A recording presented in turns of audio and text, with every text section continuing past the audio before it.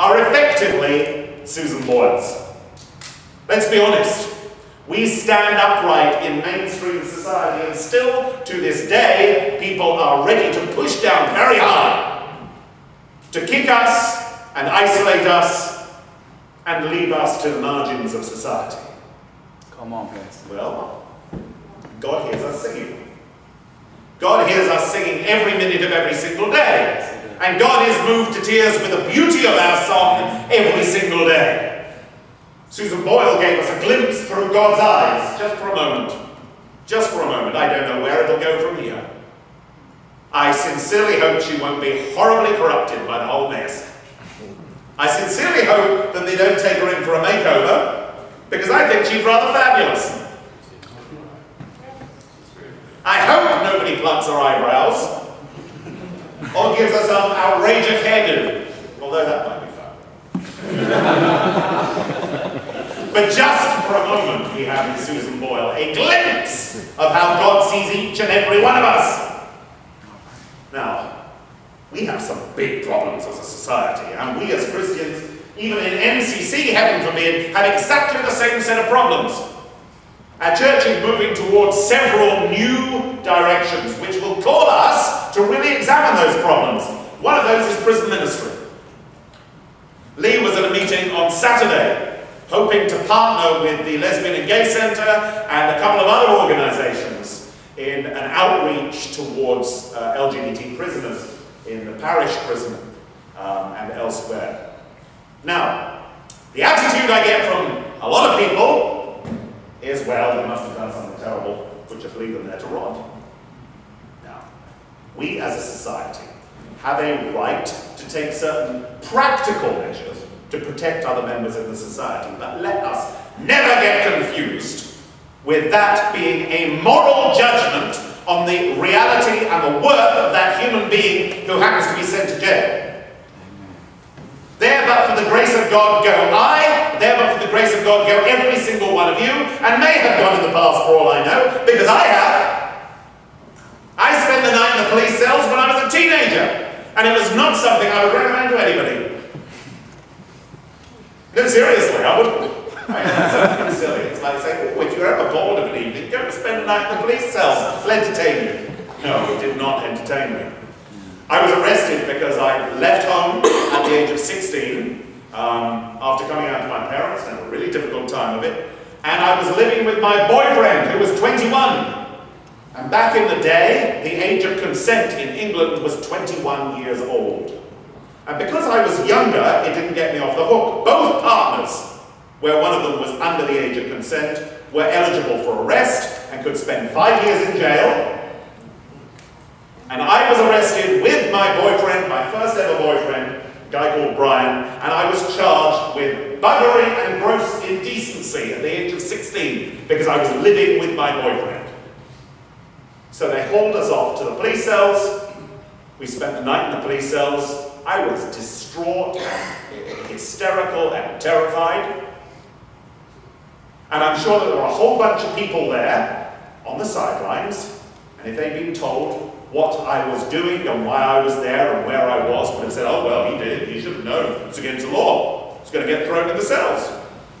All I know is that from my experience, from my heart, there were a whole bunch of things that led me to where I was on that night. And therefore, I can say quite honestly, because I've been there but for the grace of God go I. We as a church have to say, there but for the grace of God go I. We have to understand that some people are so injured, so damaged, that they are in destructive patterns of behaviour, that they may be violent, that they may be a risk to other people. And sometimes practical measures have to be taken to ensure that they are not a risk for other people, but that does not affect the way that we look at them as human beings. We are Christians, for goodness sakes. We are called to look upon everybody as another human being. We are not just born equal, we remain equal. We remain equal. Whether we are gay, whether we are straight, whether we are bisexual, transgendered, whether we are a prisoner, whether we are in a mental hospital, anything, we are still equal in God's eyes. We have to look beyond that veneer. And we have to because our lives depend upon it. Our life depends upon it. We seek to live with Jesus Christ. We seek to live a different sort of life. We seek to be changed, to be transformed. Therefore, we have to seek to live with Christ and look through Christ's eyes.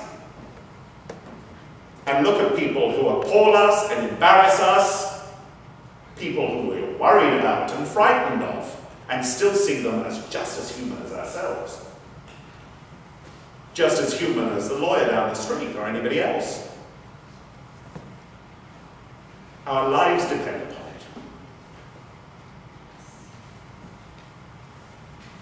Susan's story has touched everyone, of course, because it hints at this. It hints that nobody is written off, really. That there are no write-offs. Dolores Berry sings this wonderful song, Orphans of God. There are no orphans of God.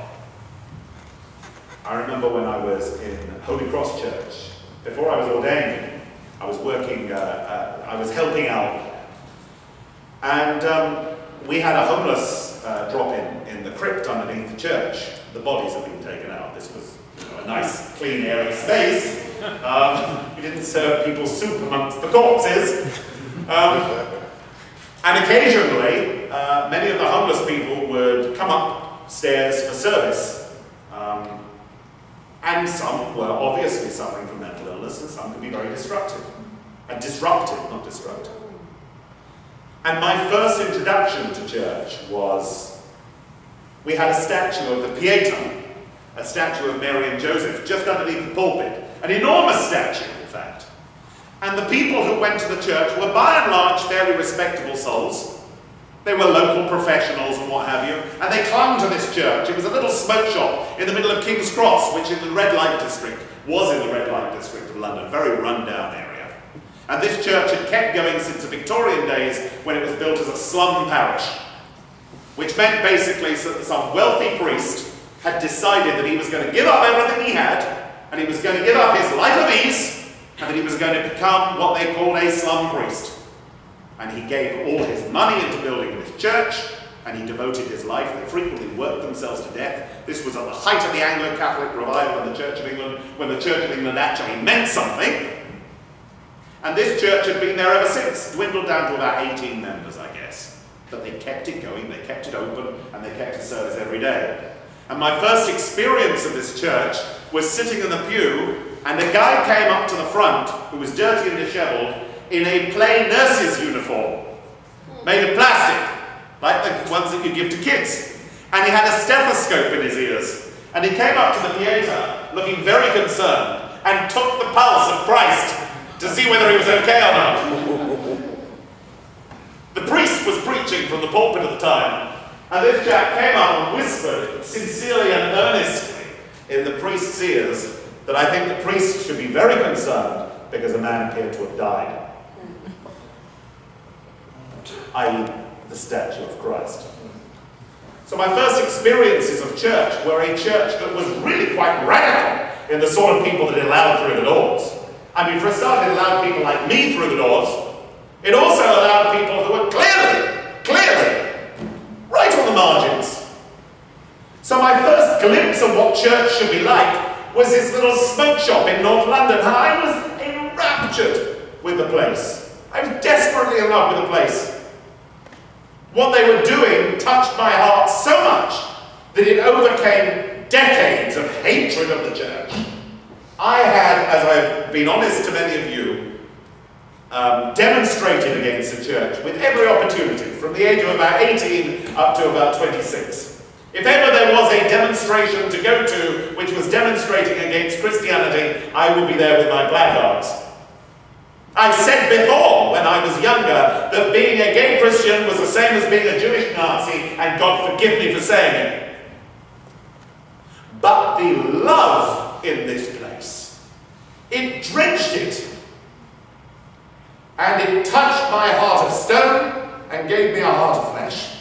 And because of the love they had for this man taking the pulse of a statue, I became baptized, I became a Christian, I became ordained, I left